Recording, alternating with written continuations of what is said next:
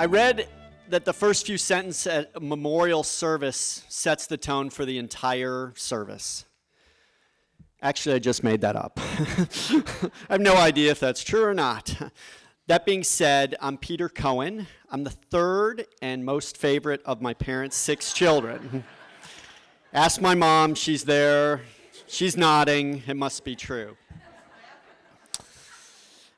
So thank you for coming here today. I look out and I see a small sample of all the people who interacted with my father and mother over all the years. I see a wife, a brother, nieces, sister-in-law, 6 kids, 6 daughters, sons-in-laws, a cousin or 2, 10 grandkids, colleagues, students, bosses, employees, family, and friends. It says a lot. If I missed you, find me later. So if my dad was here, he would say that you only need 2 things to make a good memorial service: food, music, kids of all ages, family, friends, and humor. So without further ado, we want to get started here. My mom's going to speak first. So, Mom, I'll give you a hand coming up here. One sec.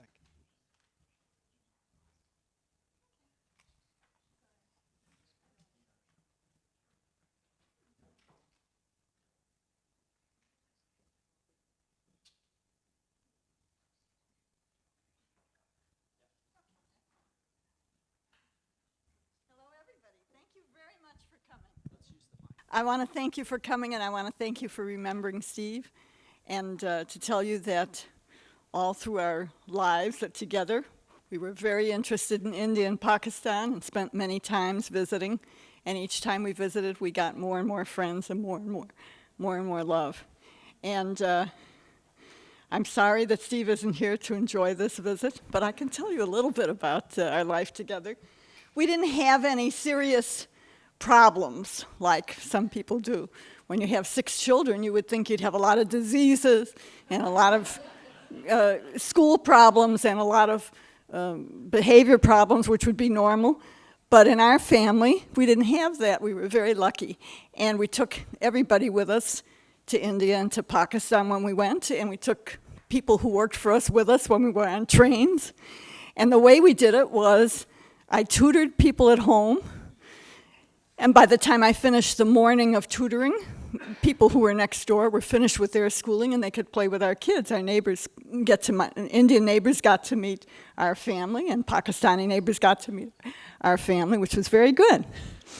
And I never sent them to the school system, and nobody had to drive them there. And I think that was not a bad idea. If they had to drive, then they would have been home later and less often. But I did tutor them at home so that they could go with us everywhere.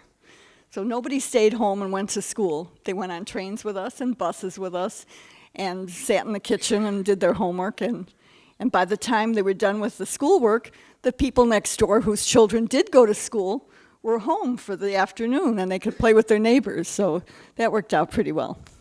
I recommend that if you go to India, take your children with you when you go and take them on trains, because all of mine went back on their own when they had their own money and their own time from work. They could have gone anywhere. They could have gone to Paris or Italy or someplace more interesting or someplace more beautiful and easier than India, but they didn't. They went back to India.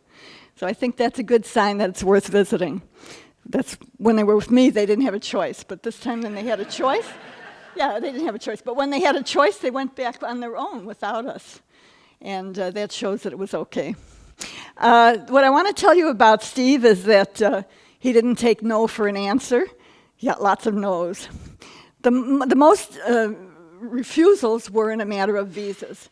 He would go and he would ask the Indian embassy, I need a visa to go to India. And they'd say, why? Why are you going to India? Why don't people go into the profession so they can avoid going into the army? Why do you want to study the army? And he said, because that's my field.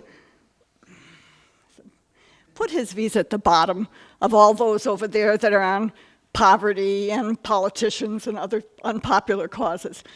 You just wait, maybe you'll get your visa in a couple of months. And we would wait and wait and wait, and finally they would come. They always came late, always. And we would go, and it would be worth the wait, but they were always late. That meant that people couldn't go to school for a year sometimes, and I had to teach them at home, and it meant that when they got to school, they had to study at home, and nobody could drive them. And but I think that the proof is that they all went back without us by themselves. After we were finished going to India on their own, they went back. They took their families and went back to India and Pakistan and took off time from their jobs and took their children, which was somewhat of a risk health-wise, and they liked it too. So if you have a chance to go, please do go. Indians like children, Indians like families, Indians like food. There's nothing that you could do that would shock anybody or surprise anybody. They would accept you as you are. I want to tell you that Steve was easy to live with. If a family has 6 children, that's not easy. But what he did was he studied in the basement. He had a basement study, and everybody was upstairs on the main floor, so he could study undisturbed. And that worked out very well. And on the one side was the desk and the computers, and on the other side was the room with electric trains, which he also loved, and the tool room and those things. So he could stay there for a long time, and nobody would bother him. That worked out very well. He didn't have to go to a library to work. He could work right at home. I suggest that too. And I want to tell you that I love you all, and thank you very much for coming. Thank you.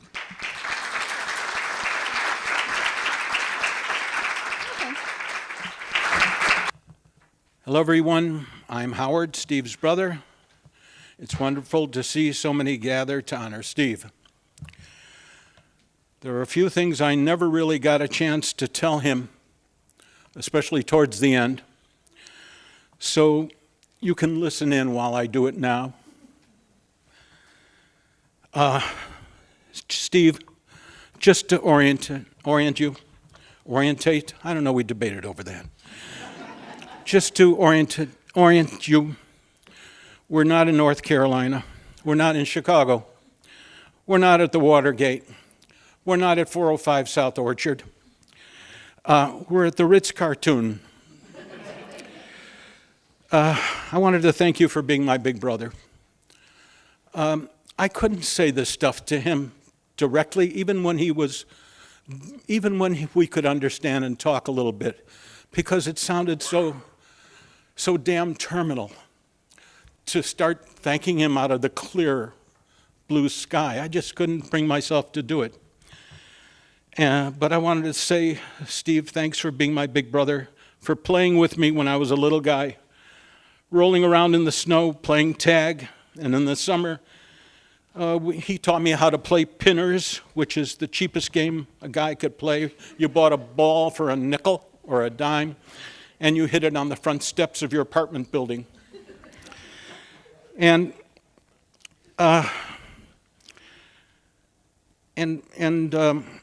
also all the dreaded babysitting that you were forced to do for me because you were the big brother brings to mind one time my father took him fishing to Wisconsin, which I guess was the fishing heaven, and they went fishing. And we ran across a postcard from Escapalac, whatever, Wisconsin. They all had 41 syllables.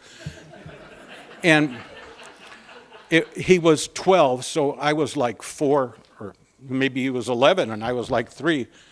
And he said, "Hi, Howie, how's your diapers?" Love. And then he quoted his name as I was only able to call him, pronounce, Love Tiwi. And I'm sure my father said, "You're not leaving or you're not fishing until you send your brother a postcard." Thanks for teaching me football in the living room, even though you got in trouble for a broken piece of glass in the break front. They couldn't blame me for it. You were in charge. Thanks for dragging me to River Park to play on the swings and play in the sandbox while I watched you do this magical thing called tennis. And that's where I learned how to swear.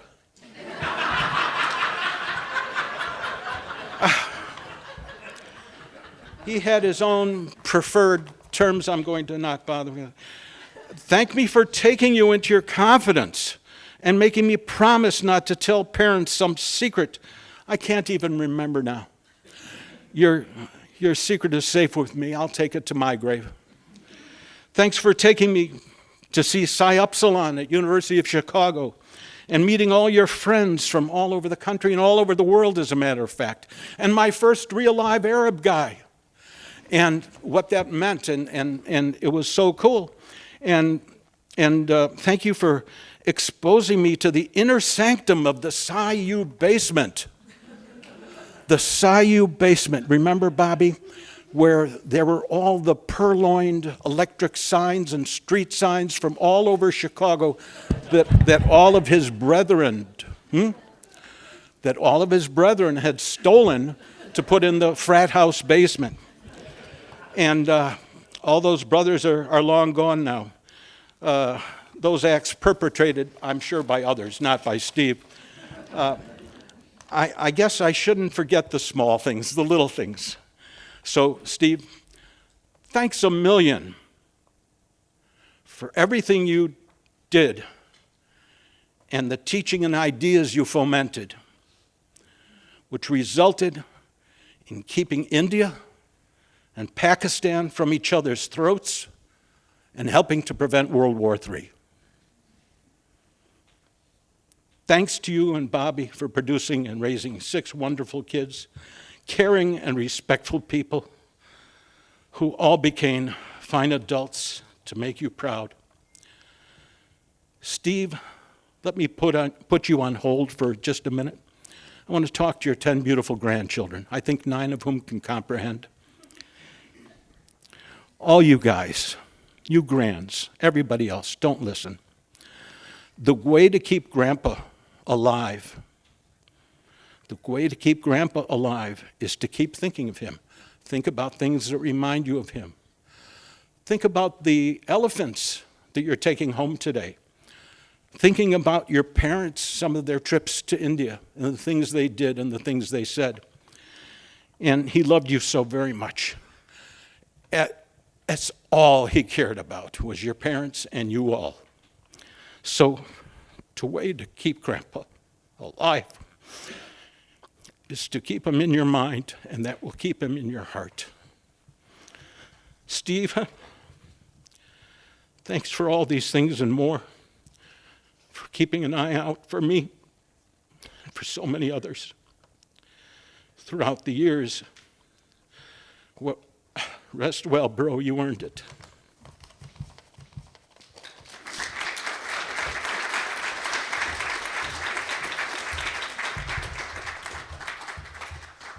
Thank you all so much for coming. I'm Susie, number 6, so we're going in reverse order now. Also known as Susan, affectionately known from my dad as Princess Perfect. People say, I'm so sorry you lost your dad. And the theme of loss fits actually quite well for an occasion honoring my dad because he lost a lot of things. He lost his keys, his wallet, a half-finished cup of coffee. He got us lost in foreign cities, in airports, and on complicated interstate exchanges. He lost his temper sometimes and cursed under his breath. As a teenager, I lost many arguments with him. And once he lost control of our sailboat and it sunk to the bottom of Clinton Lake.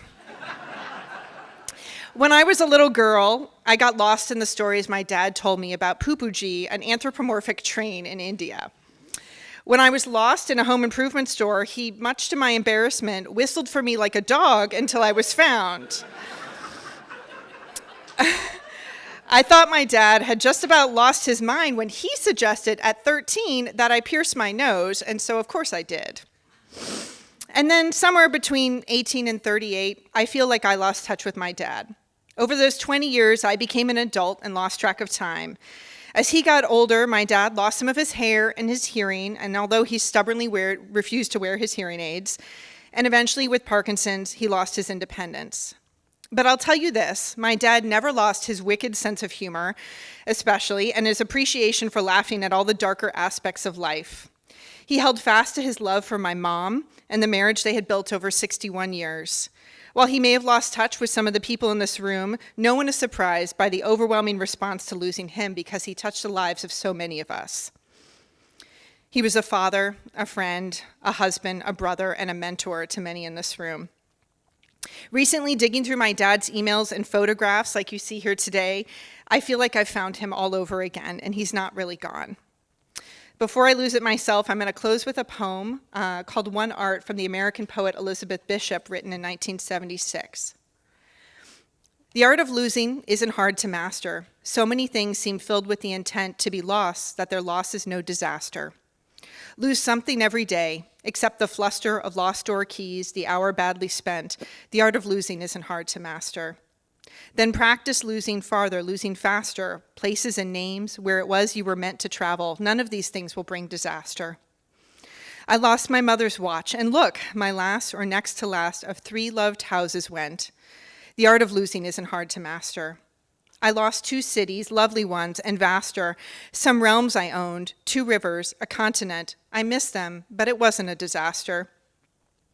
Even losing you, the joking voice, a gesture I love, I shan't have lied. It's evident the art of losing's not hard to master, though it may look like, write it, like disaster. Thank you. Good afternoon. Thank you all for coming. I'm Tamara, also known as Tammy. My dad called me my whole life Toodles, and I really don't know why. I'm also known as the one who was born in Japan. Let me start by saying that teenage girls can be pretty harsh toward their dads sometimes, and I was no exception. So when I was in 9th grade, I had a social studies assignment to write my autobiography. I filled it with what you might imagine any self-absorbed 14-year-old would find important about her life, and then I dedicated a section to describing my parents. So I painted my mom basically as a saint, which she basically was because she had the heavy lifting of wrestling with us. And then I characterized my dad as critical and impatient and concluded, and this is a direct quote from that manuscript, I honestly believe that I inherited nearly all of my truly bad traits from my dad. Then I did what any typical teenage 14-year-old would do, and I gave this to my parents as a gift. Now, some dads might have gotten mad with this public character assassination, but not my dad. He chuckled, he grinned, he gave a summary of my life, complimenting my extensive use of description and dialogue, and then we moved on. And that's basically the day I gave up trying to be mean to my dad, because it wasn't going to work, and besides, it just took too much energy with dealing with somebody so smart. As smart as he was, I was always amazed at his curiosity. So many of my childhood friends have reminded me over the past month and a half that my dad always asked about their lives when they would come over for dinner, and actually seemed interested in their minutia of teenage years, something I now realize was not typical dad behavior. Once I got married and had kids, this was transferred to my husband, Matt, and my own children. Over the years, he asked Matt endless questions about, and this is of course a very extremely abbreviated list, carnivorous plants, how yeast works, the movie 2001, owl behavior, and the way an electric guitar converts the vibrations to sound. Topics very far afield from what you all know him for. He grilled my son about the rules and strategies of wrestling. Again, not a sport that was ever on his radar until he realized he didn't know anything about it. And in the past year, living in North Carolina, he absolutely loved to hear me describe the minutia of my daughter's mountain bike races, always giving that one-of-a-kind crooked grin when I told him how she'd once again crushed her competition. One of the most remarkable things about my dad is that as successful as he was proud of us kids no matter what we did. I know my decision to get a PhD, but then not to go into academia, baffled him for quite a while, and we had many conversations, all of which were basically identical to this. So, you're sure you don't want to be an academic? Yes, I'm sure, but it's such an easy job. Yeah, I'm sure, but you can get tenure. Dad, I'm sure. When you get tenure, you don't have to do any work. Not true, Dad, but I'm still sure. Okay, well, it's your life, and we moved on. I know many of you have had the same experience with him. You criticized his work, you argued with his ideas. As students, you didn't necessarily take the path he might have wanted you to take, but none of that made him like you any less. It made him respect you more. And grudgingly, like me as a 14-year-old, that made you like and respect him more. I truly never once heard him angry about a critique of any of his work. He was supremely confident in his ideas while still coming across as the most down-to-earth guy around, someone you'd like to watch a Bears game with on a snowy Sunday afternoon. And his ability to move on, whether from one of us kids to the next, or from one global political crisis to the next, was one of the secrets to his success. He was opportunistic in the best sense of the word. He had the clarity to see openings ahead when other people were still stuck in the present, or even worse, in the past. So one of those euphemisms for dying is that the person has moved on. I think my dad would have made some irreverent and slightly corny joke about this, would have probably been a little chagrined at my decision to use the phrase at all. And then, well, you all know the punchline. I want to end by thanking you all for the wonderful stories that you've shared since October, and most importantly, for having been a part of his life all the many years and decades before, for collaborating with him on the work he loved, for sparring with him, for humoring him in his terrible jokes, for respecting him, for loving him. You might have felt honored by the attention he gave you and your careers, but in fact, it was you all along who sustained him. I will miss him terribly, but I know that his legacy is out there in all of you, and that we will all try to live our lives with tolerance, curiosity, and kindness like my dad gave to us, and we'll move on together. Thank you.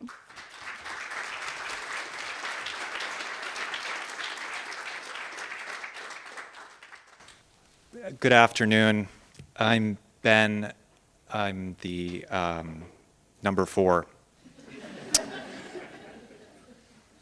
I want to remember a particular side of my dad today as we celebrate his life as a husband, brother, father, grandfather, father-in-law, and as a professor, a scholar, and a Washington pundit. And I want to remember a side of him that my family will immediately recognize, but might be less well known to others. That is, my father was a do-it-yourselfer, long before that phrase became some corporate cliche. I think throughout his life, at least the part I know, he never shied away from, and he even took real pleasure in working with his hands. And so I want to remember those hands for a minute. Of course, as a father, they held his newborn children. I can remember him carrying my sisters into houses in Tokyo and Urbana. And of course, those hands held with love and pride all 10 of his grandchildren when they were little. As a professor, not surprisingly, those hands pounded out book manuscripts, articles, and grant applications on a cappuccino brown IBM Selectric, and later on multiple generations of Macs. And they clasped pens, ballpoint, felt tip, fountain, to mark up so many student papers. As a pundit, they shook hands with presidents and prime ministers, but also reached out to tea vendors, untouchables, or hijras on the streets of South Asia, in poor villagers, devastated villagers, in cyclone-wrecked Telugu lands. Those hands were never snobbish. But it's his do-it-yourselfer side that I want to remember. This part of him is not surprising. He was the son and grandson of men, Saul and Jake, whose own livelihoods rested in their own hands. When we were growing up, one summer, the water boiler broke. Looking carefully at the job, my father opted to replace it himself with some sporadic child labor along the way. He disconnected and reconnected water, gas, and electric, and used a blowtorch to solder copper fittings. When the boiler was in place, his hands were black with soot and grime. He lit the pilot light, and when it didn't blow up or leak, he wiped his hands off on a rag and on his very dad jeans, and he went back to work in his home basement office. I remember his hands covered in gooey brown contact cement. Contact cement, WD-40, duct tape, and maybe a tube of caulk were regulars in his do-it-yourself toolbox, along with a cup of coffee and an AM radio often tuned in to WBBM in Chicago. Once when we decided to put carpet tiles in the basement of our house, after a day of laying out and cutting and gluing pieces, his hands were covered in contact cement and red carpet fuzz and looked not unlike those of a Muppet. He didn't mind. One spring, he installed storm windows and screens around our home. Each window required a bead of creamy caulk between the old window frame and the new storm window. Without thinking twice, he used his fingers to smear it into every nook and cranny before we slapped the storm window in place and screwed it down. By the end of the day, his hands were dirty white with drying caulk, dust, and dirt. It never bothered him, and he was obviously pleased with a job well done. Those hands not only fixed things, but they created things as well.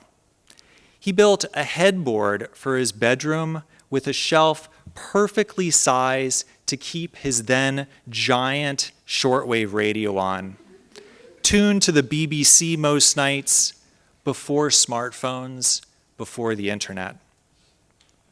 He built a kitchen cabinet to hold large baking trays. It had slide-out drawers and was constructed from 2x4s and bits of plywood. When it was done, he set it in place. It worked perfectly.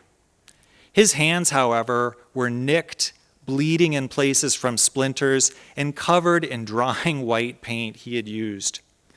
Years later, that cabinet was still in place in 2000 when he and I pulled the door shut for the last time on 405 South Orchard Street.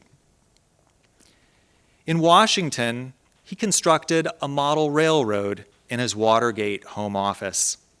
The caulk tubes were gone, but I noticed he had a new small-sized tube of contact cement, multiple rolls of duct tape, and an ungodly number of jars of model railroad paint. He had tweezers, jeweler's screwdrivers, a small ball pen hammer, and tiny pliers to ply tiny nails from tiny tracks. He loved trains. Over time, his locations and job titles changed, but none changed him, nor his ever-loving and often brilliant hands. Thank you.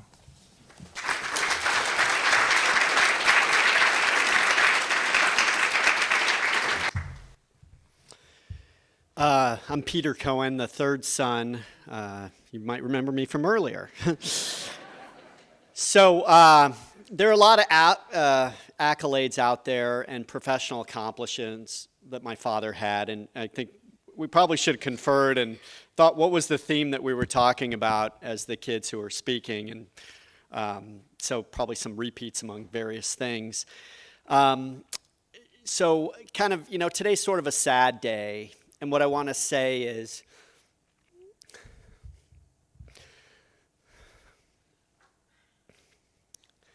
instead of the sorrow for what we lost, I want to celebrate what we had. My parents had a 61-year marriage. It was great. And what really was amazing is probably the percentage of time they laughed. And I think probably if you looked at a lot of marriages, it was a lot higher than other people's. So let's celebrate that. Let's celebrate the 53 years I had my father around and the 10 plus years my two boys here, Fritz and Sebastian, had Grandpa around to hang out, to go to the pool, to look at HO trains, museums, as well as eat Chicago hot dogs and drink root beer.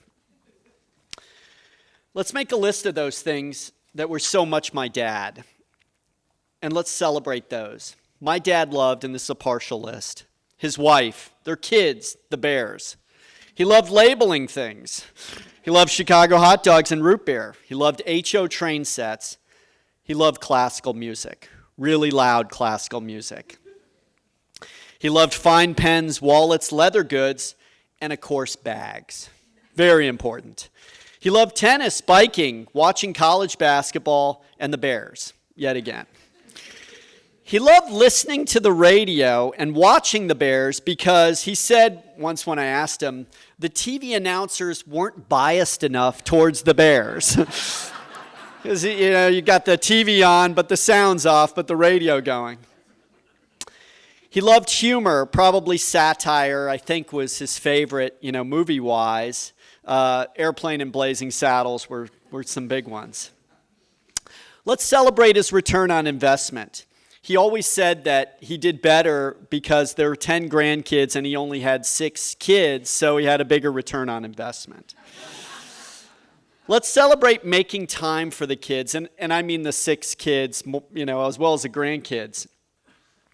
In our childhood, my father's basement, or our basement, it was just one of those places that, he essentially lived with that typewriter and newspapers and legal pads and all sorts of things and what have you. But you could always go down there and he would take a break and he'd play ping pong or he'd help you with your bike or whatever it might be. It was basically like kind of an open door policy. So we celebrate that.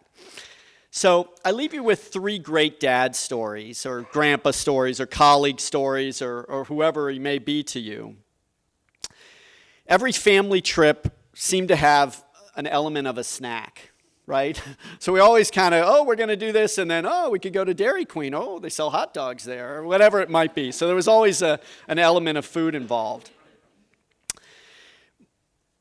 At some point, I decided it was a great idea to drop out of college and play pro tennis. My parents supported me in these ventures. And then lastly, kind of one of my favorite stories was 13 years ago when Benazir Bhutto was assassinated.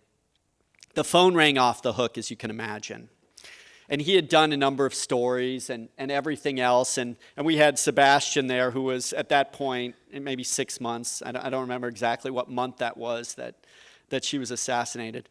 And my wife, aghast in finding this out and being in media relations, the phone rang yet again.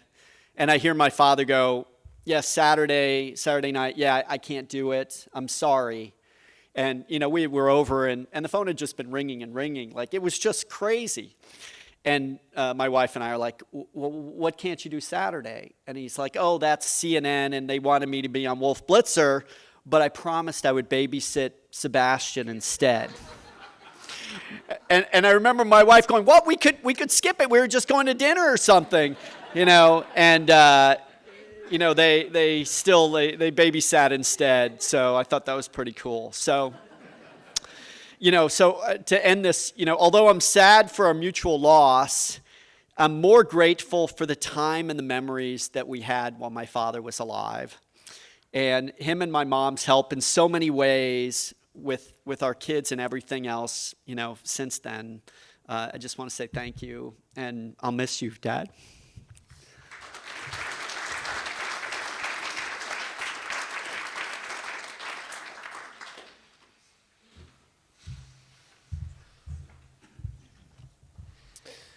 So I'm Jeff, known as number 2. Also the one born in India, so I get special credit. We did not coordinate any of this content, so you will hear some common themes, but hopefully delivered in a somewhat different voices. I do have to pick up, though, like at any good conference, we got to follow on what happened on an earlier panel and make your jab.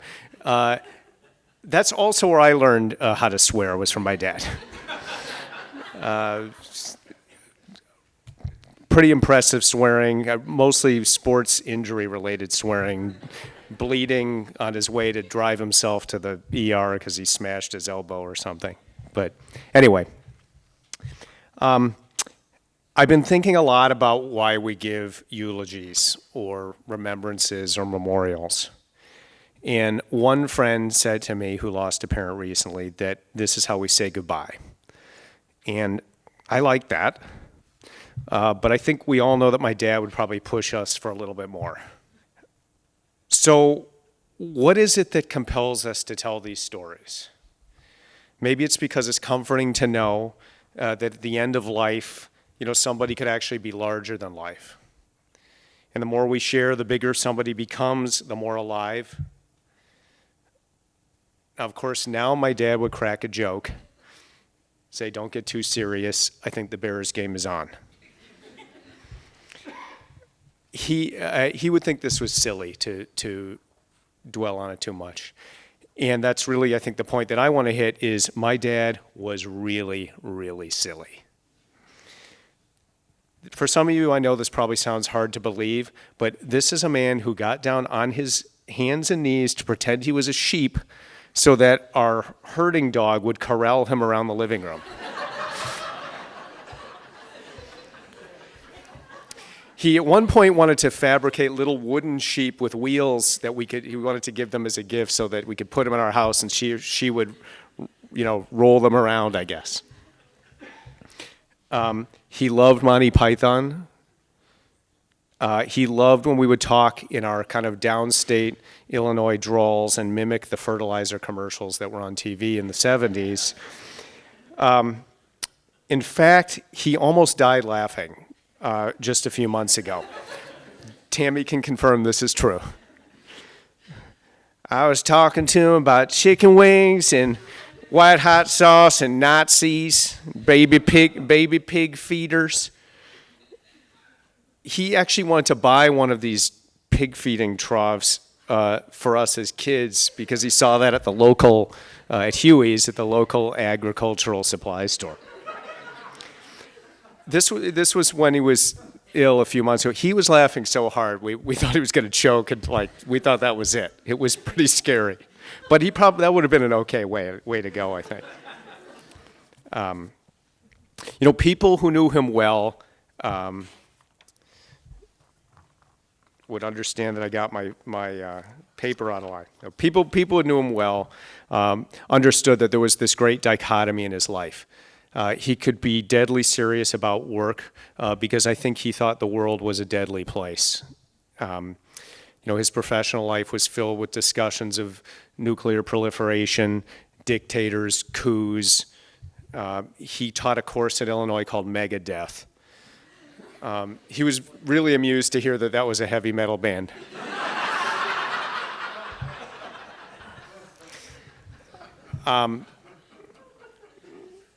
This is also, though, I think, why he was never serious around his family. It upset the balance in his own world. It's why he had a lot of hobbies. I mean, you heard about these from my brothers, and I've been thinking a lot about that because these things weren't very serious, and they were not life and death. They were ones he could do with his kids and his grandkids. Tennis, photography, trains, car racing, music, carpentry, shopping for bags, labeling everything, taking head counts of the family. He loved to go around and count, make sure everybody was there. He also instituted the Cohen family motto, which most of you in the family know. If it's worth doing poorly. He loved this. He loved it. He loved to say it. He thought it was hilarious. I think it was also because he was saying that not everything in life is critical. I think for every one of the things he made well that Ben described, he also made some things that were a little bit shaky. He marveled at stuff. He had an endless wonder and curiosity. Tammy hit that. We didn't coordinate this. He could wax eloquently about the engineering feat that was a Chicago hot dog. In particular, he had this elaborate monologue about how the poppy seeds functioned as miniature ball bearings to ease the food down your throat.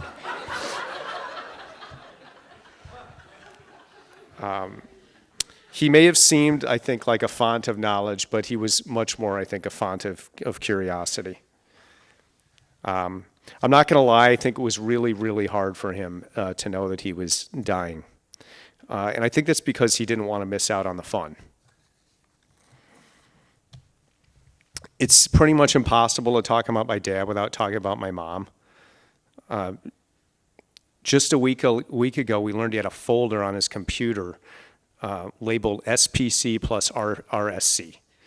And it was a file folder that only had the pictures of the two of them, which pretty much sums up how I think he felt about her.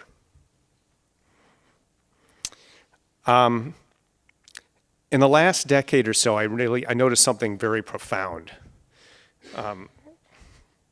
My dad was always reporting what my siblings or their kids were accomplishing. I mean, I think he cared about the Chicago family, what we were up to. After all, we had the first grandson and the first granddaughter. My wife, Kim, could do, she could be an axe murderer and she could do no wrong in his eyes. But why this reporting on Lucas's wrestling, on Eddie's new venture, on Nadja's new book, or Andrea's two-handed backhand, which is fearsome? He was immensely proud, but it was also because I think he was testing to see if I cared. He wanted me to agree. You care about these people, right? You'll care about them when I'm gone, right? This was his method, I think, at home, and this was his method in the world as well. Thank you.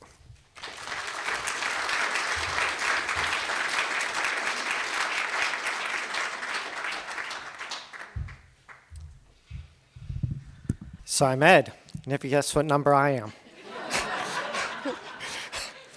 Yeah, I was the one that had to break them in. Yep, I was the first kid. And I think Susie and I joke about how, when I grew up, I had to be in in high school, I had to be in by 9. I think Susie pretty much had no curfew. And, my parents, and especially my dad, definitely changed over the years. And just like Susie, there was this gap where, I went off. Actually, I moved out to D.C., started my own company, didn't see him for, I'd see him over Thanksgiving, but weren't really that close, for a big part of time. But I was super lucky in that for the last, 15 years you lived in D.C. 20, actually, it's probably closer to 20. I'm horrible with time these days. But the thing is that I got to see him grow old, and I spent a lot of time with him. And there's the one thing he did is he grew old gracefully, which, if you know anything about Parkinson's, it's virtually impossible to do, but he did it. A friend of mine who has Parkinson's said that nobody ever dies of Parkinson's. It just kills your will to live. And he really outlived Parkinson's. It didn't kill his will to live. So with that, I got to spend a lot of time with him and hear lots of funny stories. And I always hear people say they never got to ask, so-and-so, a particular question, or they wanted to know something. And there's a couple that were really, really funny. So unfortunately, my dad had nosebleeds. And occasionally I'd spend an evening or a night in the ER with him. And after 5 or 6 hours at GW's ER, you kind of run out of things to talk about. So, it's like you can only rate, and he loved giving grades to doctors, giving grades to other patients. Like this person, they're not really in pain. They need to go to the back of the line or whatever. So, we had this thing where I'd be like, all right, tell me something new. And he's just like, all right, what? I'm like, how did I get my name? He's just like, you don't know how you got your name? You're named after Eddie Garwin. I'm like, who the hell is Eddie Garwin? It's like, he's our neighbor. And wait, I have to look at this. He had a brother named Richard. His brother's really, really famous. He got this medal from President Obama. I'm like, who are these people? So we go on, and it's like 1 or 2 in the morning, and for some reason I have my computer with me, and I'm like, okay, so where does this Eddie guy live? Oh, he's dead, but his son's name is Stephen, because Eddie named his son after me, and you're named after him. So I'm like, all right, tell me about this Stephen guy. Oh, he's like a miner or something in Indonesia. And I go on LinkedIn, I'm looking around. I'm like, all right, how about a geologist in Australia? Oh yeah, that's him. I'm like, okay. So I get on LinkedIn, and by this time, it's like 1 or 2 in the morning. And I send this guy a message. I'm saying, hey, is your dad named Ed? And he's like, yeah, who's this? I'm like, well, you're named after my dad. And this guy here's some random person from the United States sending him a message. And he responds back, well, I'm sitting here in the ER with my dad, but we start a conversation back and forth. And the guy asked me like a dozen questions to verify that I actually knew who he was. My dad was just amazed that you could reach out at 2 in the morning and find someone, on the other side of the world. So I sent Stephen a message this morning, told him I'd tell him this story. So that's my first story. I've got one other story. So I said that my dad grew old gracefully. And growing old gracefully has got to be one of the hardest things. I've known lots of people that went, essentially kicking and screaming, complaining about everything. My dad with Parkinson's really didn't complain. There were times, and I got to see him go through not being able to drive, which actually is a funny story I'll tell in a second, to not being able to use his keyboard, to not being able to do lots of different things. And in each case, and after every stroke, he would try to figure out how to get around that. So the driving thing was really funny. As those of you that know me, and actually my brother Jeff as well, we're car junkies. And we were all, amongst us siblings, we were talking about, all right, maybe Dad shouldn't be driving anymore. So I had a couple conversations with him about this. And one day he's just like, I gotta go to Brookings, gotta get some books, help me carry them. So I'm like, all right. So we start driving to Brookings, get there, miss the garage twice. But then on the way back, we're driving down New Hampshire Avenue, and my dad stops in the middle of the road. And New Hampshire is one of these roads that's got a big divider. And I'm like, why'd you stop? He goes, there's a car coming the wrong way. I'm like, tell me what you see. He goes, I see a car coming the wrong way. I'm like, Dad, that's a dump truck or garbage truck with its lights on. And he looked at me and he looked at the car and he was just like, I wonder if any of the siblings need this car. And this was for thing after thing until kind of the end, where even then he was using FaceTime to talk with us, and he'll be missed. Thank you.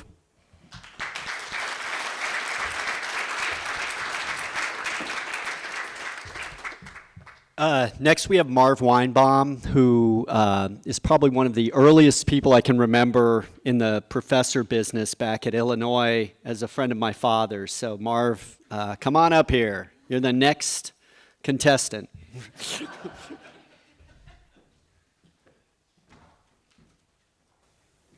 Well, Peter, how can I compete?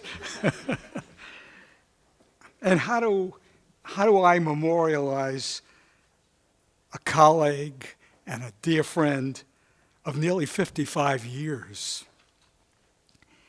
It would have to include all of the wonderful things that have been said about Steve and are going to be said, I suspect, by others who follow me.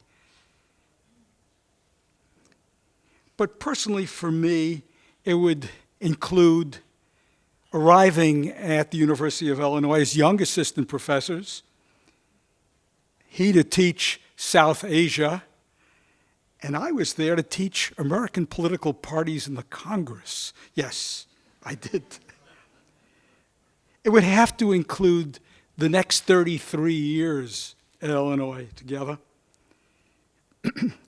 Through the turmoil of involvement with the civil rights movement, with the Vietnam demonstrations that we participated in. But the most serious conflict at all that we were involved in was the departmental politics.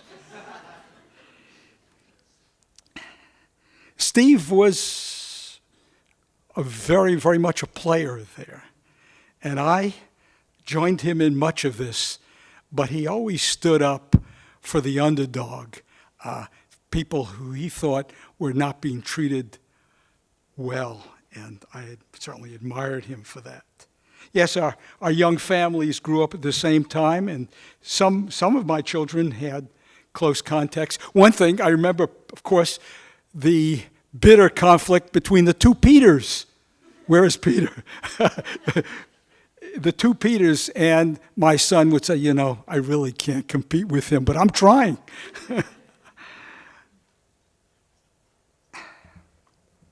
You know, Steve, as you'll hear, was a mentor to so many, particularly his graduate students.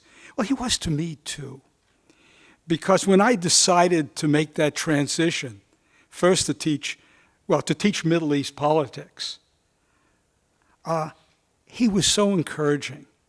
We were going off to Iran, and I remember how he did everything he possibly could to prepare me for living abroad.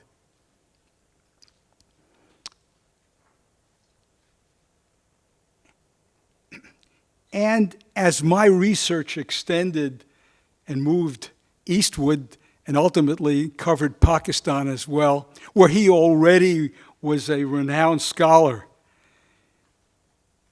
he didn't see me as competition. He saw me as a collaborator, and indeed we did collaborate. We wrote together.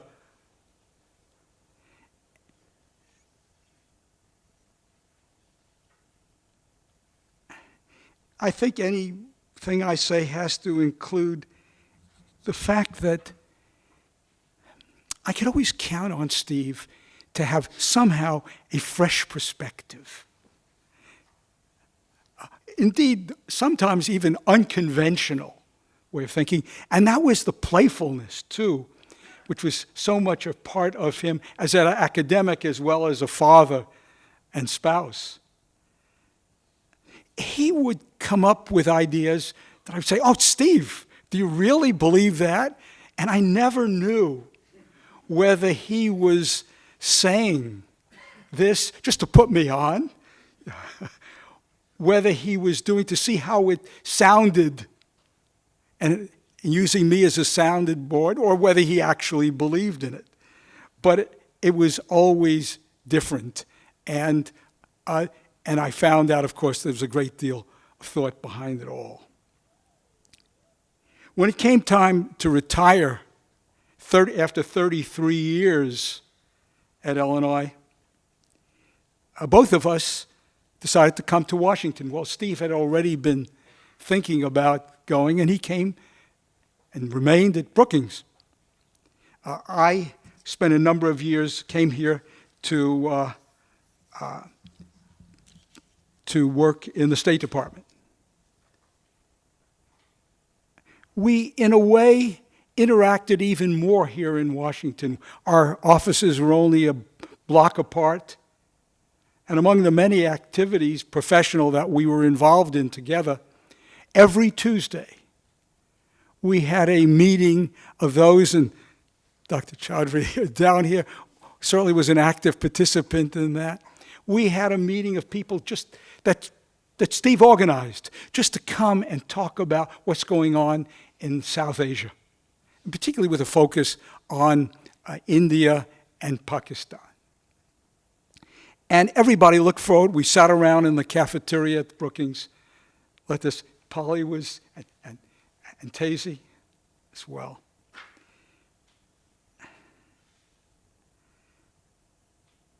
Well, finally, let me just say, and there's so much more to talk about, that as I look back here, I just think of how fortunate I was, and others as well, to have spent so much of my life professionally, personally, in the company of Steve Cohen. To get to know him and to admire him, his family, and Bobby, his wife. Thank you.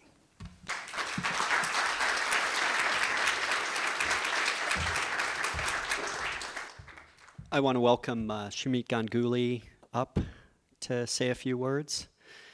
He's one of my father's, I don't want to say oldest grad students, that doesn't come out right. Let's say early participants in the graduate student program at Illinois, and a fixture around our house for many years.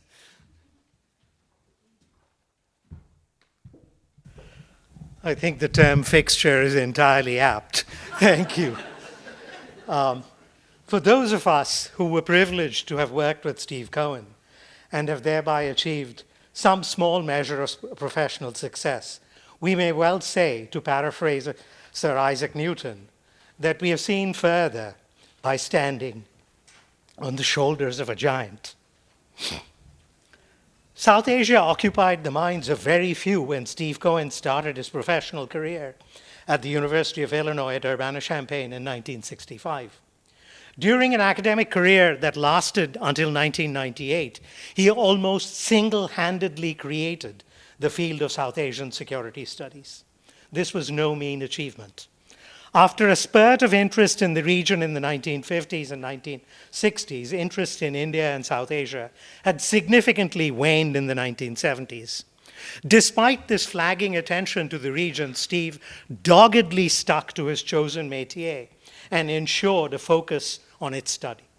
He published widely on the subject in major journals and through noted university presses. Two of his books on the Indian and Pakistani armies became classics. More to the point, he ensured that his graduate students, regardless of their particular intellectual interests, had adequate funds to pursue their research. He did this with extraordinary zest and skill, persuading major American foundations to devote their resources to the study of South Asian security issues at a time when few, if any, other graduate programs were interested in the subject. Dozens of students whom he trained now carry on Steve's legacy in this teaching and research all around the world. After leaving the University of Illinois in 1998, Steve joined the Brookings Institution. It is hard to believe that he had, in effect, a second career at that organization. In his 21 years at Brookings, his research output remained prodigious, with at least 7 single-authored, edited, or co-edited books to his credit. It would be easy and tempting to simply dwell on his myriad professional achievements. It would be easy because there are so many, and many of us are familiar with them.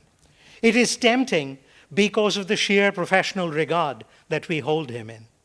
Instead, I shall turn my attention to another side of his extraordinary life and career, his generosity.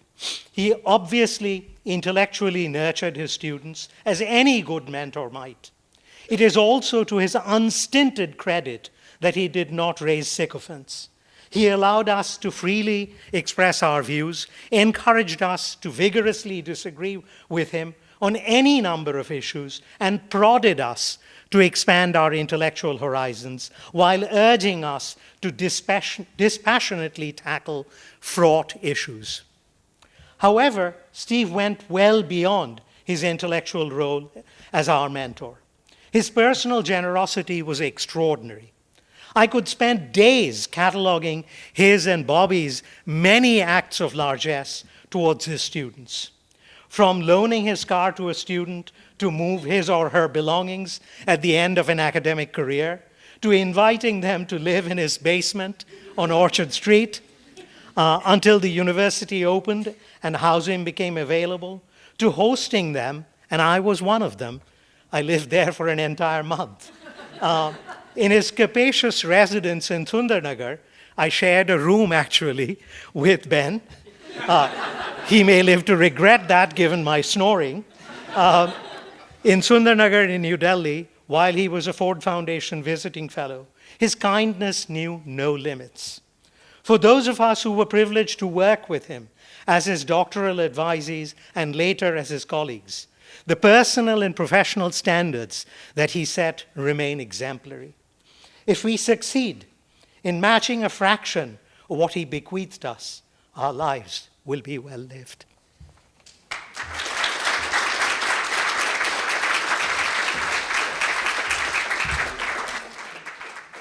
Polly.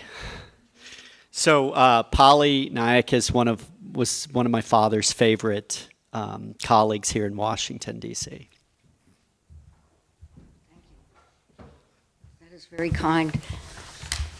So much has already been covered, mentioned, and I think we all celebrate many of the same experiences with Steve. And I'm honored to be here to share some of my joyous memories of Steve as a very long-time close friend. Some have recalled, as Shumi just did, Steve's role as a founder of South Asia Security Studies. Still others have emphasized what a great teacher and a peerless academic mentor he was, all true. But for me, he's been a cherished friend through thick and thin, a close intellectual compadre, and that very rare human being with whom I could share anything without any concern about that his reaction would be negative or forbidding. With Steve, Bobby soon entered my life, and I gradually added their children to my near and dear category. In fact, the letters and emails from many years from Steve, Bobby, and kids are in my close family drawer, along with those from my grandparents, parents, kids, and grandchildren. I first met Steve, I guess, really about the time he started his academic career at a conference in the mid-'60s. And I cannot for the life of me recall what the conference was about, but I do remember meeting Steve. As you know, he was a wonderful raconteur. He could tell a story without missing anything, unlike me. I always have to double back. But we soon discovered a common frustration with the, excuse me, with the fact that U.S. academia was really focused on Indian cultural history and not on contemporary subjects and their significance. I was personally wrestling with the slippery subject of comparative political development, including civil-military relations in South Asia, which was a point of connection between Steve's and my academic interests. In spite of the fact that his efforts to do research in India in the 60s during his 2 visits there were fettered by India's very suspicious bureaucracy, he still managed to produce the 2 excellent books that have been mentioned several times on the Indian and Pakistani armies. The study on Pakistan's army came out a decade after the Indian one. So Steve's appetite for doing a study of Indian foreign and international defense policies was raised by the 1971 war. And I remember that war rather well. I'd been living by 71 in India for several years as a foreign spouse of an Indian national. I might have thought that that would jump me over the bureaucratic keep out sign. But once I was living in India, I realized that I had no greater latitude than Steve to do interview research. So for the next 6 years, I pursued other projects while living in the tribal belt in Kathiawar. And I was very much there during the grim 1970 war. For Steve, the highlight of our discussions on our respective interest in the 71 war was the tales that I shared with him about being followed around by a local Indian intelligence person while I bounced a baby and tried to write a paper at the same time. So to jump ahead, in the 1980s, the tempo of Steve's and my crisscrossing on the personal, intellectual, and professional fronts picked up, and I was thrilled, absolutely thrilled, when Bobby and Steve and their younger kids moved to Arlington in the mid-80s, and that's, of course, where I live. So Steve came in order to take up a position under Foreign Secretary George Shultz in the Policy Planning Office at State. I was a President's Daily briefer during that time.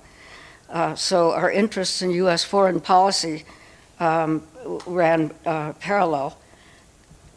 Not to bore Tammy with something she already knows well, Tammy was in the same middle school classes as my younger daughter when the Cohens lived in the D.C. area in the mid-'80s.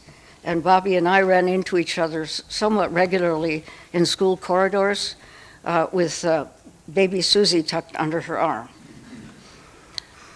When I won an opportunity later to spend a year at Brookings in '01-02, Steve, who was, as you've heard before from several people at Brookings during this time, awaited me with a hug and an autographed copy of his new book on the rise of India. He was the senior fellow on South Asia at Brookings and deserves a great deal of credit for pushing that particular marble uphill. It was interesting because I had a front row seat for the first time on Steve's mentoring skills, which were, as advertised, extraordinary. He was never confrontational from what I saw, but he expressed his disagreements very clearly. And as Shumit has said, he allowed those disagreements and encouraged people to defend their positions. He could be critical, but I never saw him ever being unkind. He took an extremely dim view of any kind of personal attacks by anyone on anyone. And I think that was pretty much true to the end. So Steve's humor was astonishing, as you've heard multiple times. 9/11 occurred a week after I moved my stuff into Brookings while I was at the Aspen Institute for a course.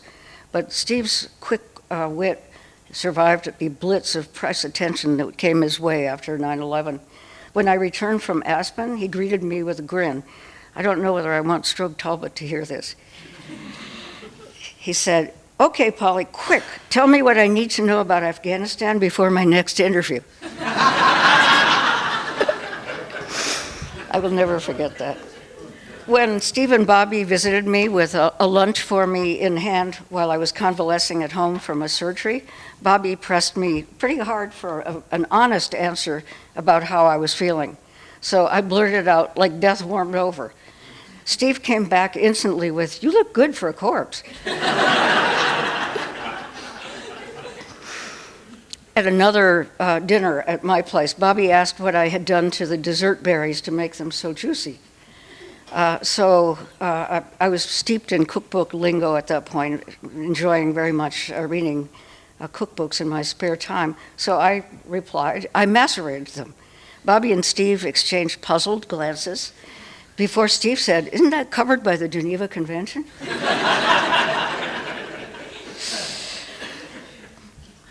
In retrospect, my greatest debt of gratitude to Steve relates to my virtual disappearance into the U.S. intelligence community in 1982.